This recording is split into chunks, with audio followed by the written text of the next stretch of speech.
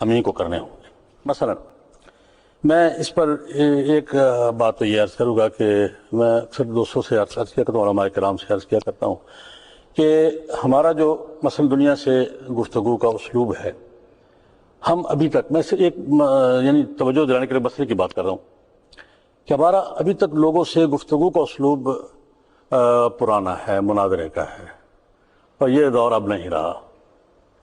ہم اپنے طلباء کو مناظرہ سکھاتے ہیں، مناظرے کا دور نہیں ہے، یہ بریفنگ کا دور ہے، وہ اسلوب بدل گیا ہے۔ ہم اپنے جو ہمارے ماحول میں آج کی ضرورت یہ ہے کہ جتنی سادہ بات آپ کر سکیں گے،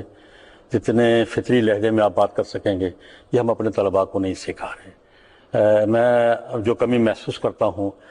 اپنے حلقے میں، ہمارا جو طالب علم فارغ ہوتا ہے دینی مدرسے سے، فاضل ہو کر باہر جاتا ہے، تو وہ ایک امام تو صحیح ہوتا ہے، اور مدرس بھی قرآن پاک کا اپنے ماحول سے داعی نہیں ہوتا، اور کمیونٹی رہنما جسے کہتے ہیں وہ نہیں ہوتا۔ اس گرد کے ماحول سے اسے شناسائی نہیں ہوتی، واقفیت نہیں ہوتی،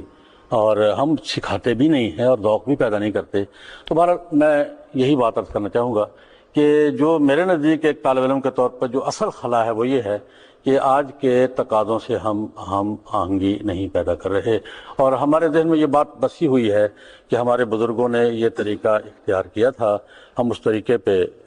ڈٹے ہوئے ہیں۔ حالانکہ بزرگوں نے ایک تو تھا طریقہ اختیار کیا تھا، یہ مثلا نصاب بنایا تھا یا سسٹم بنایا تھا،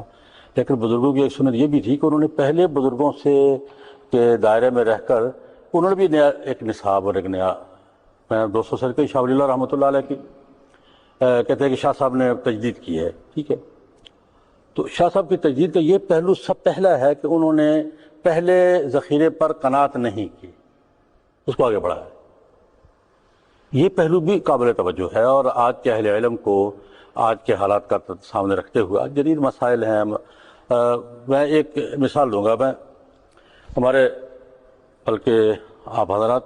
زیادہ واقف ہوں گے ان سے، ہمارے دوست ہیں ڈاکٹر فرحان نظامی، انہوں نے اپنا ایک واقعہ سنا ہے، میں یہاں وہ ذکر کرنا چاہوں گا۔ ڈاکٹر فرحان نظامی لکھنؤ کے ہیں، اور ہمارے بر صغیر کے ممتاز دانشوروں میں ہیں، آکسفورڈ میں ان کا سینٹر ہے، حضرت مولانا عالمیہ رحمۃ اللہ علیہ کی سرپرستی میں سینٹر تھا۔ ڈاکٹر صاحب نے بڑا دلچسپ واقعہ سنایا ہمیں۔ ڈاکٹر صاحب کہنے لگے کہ مجھے ایک دفعہ کسی یونیورسٹی کی طرف سے لیکچر کی دعوت ملی کہ سود پر اسلام کا موقف کیا ہے، کہ ان کا کہ آپ لیکچر دیں اور ہم بتائیں کہ سود کے بارے میں اسلام کا موقف کیا ہے۔ مغرب یونیورسٹی تھی۔ اب وہاں ڈاکٹر صاحب کہتے ہیں کہ میں ایک دن سوچتا رہا کہ میں نے کیا کہنا ہے۔ اس کا ایک تو روایتی طریقہ ہے کہ اب اسلام کا موقف بیان کرنے کے لیے ہمیں سب سے پہلے قرآن پاک کی آیات کا حوالہ دینا ہوگا، پھر احادیث پیش کرنا ہوں گی، پھر صحابہ اکرام کے اقوال آئیں گے، پھر ائمہ اربعہ اور یہ حنفی فقہی مذہب یہ کہتا ہے، مالکی یہ کہتا ہے، پھر زیادہ غزالی تک آ جائیں گے، پھر رشد کی بات کر دیں گے، شاہ ولی اللہ کی بات کر دیں گے، حوالے دے کر وہ یہ ہمارے ائمہ یہ کہتے ہیں، صحابہ اکرام یہ کہتے ہیں، قرآن یہ کہتا ہے، یہ ہمارا موقف ہے۔ ایک تو طریقہ یہ تلاش سکتے، میں ایک تو جو روایتی طریقہ وہ یہ ہے، کہتے میں تو اپنے آپ کو تسلی دے لوں گا کہ میں نے موقف بیان کر دیا ہے، لیکن یہ نہیں سمجھ پائیں گے کہ میں کیا کہہ رہا ہوں، میں اپنا میسج نہیں کنوے کر سکوں گا، موقف بھی ہم بیان کر دوں گا، میسج کنوے نہیں ہوگا، ان کی فریکوینسی اور ہے، میں کسی اور فریکوینسی سے بات کر رہا ہوں گا۔ ڈاکٹر صاحب کہتے ہیں میں نے سوچا، میں نے ایک نئی تکنیک اختیار کی، میں نے یہ اسٹڈی کیا کہ آج کی جو جدید معیشت کے جدید ماہرین ہیں، آج کے جو آج کی جدید ترین تحقیق ہے سود پر، کہ سود نے معیشت میں کیا کیا نقصانات کیے، عالمی معیشت میں، لوکل معیشت میں سود کے نقصانات کا پہلو زیادہ ہے یا فوائد کا پہلو زیادہ ہے۔ اور اس پر تو آج کے ماہرین معیشت متفق ہے کہ سود میں نقصانات اسمہما اکبر من نفعہما، اس پہ متفق ہیں سارے کہ سود کا نقصان سود کے نفع سے، نفع محدود ہے، نقصان اس کا پورے عالم میں ہے۔ تو وہ کہتے ہیں میں نے اس کو اسٹڈی کیا، تو آج کے ماہرین نے سود پہ بات کی اور اس کی نقصانات منگوائے کہ یہ نقصان ہے، یہ نقصان ہے، وہ سارا اسٹڈی کر کے میں نے ایک پیپر تیار کیا، اور ساری بحث کر کے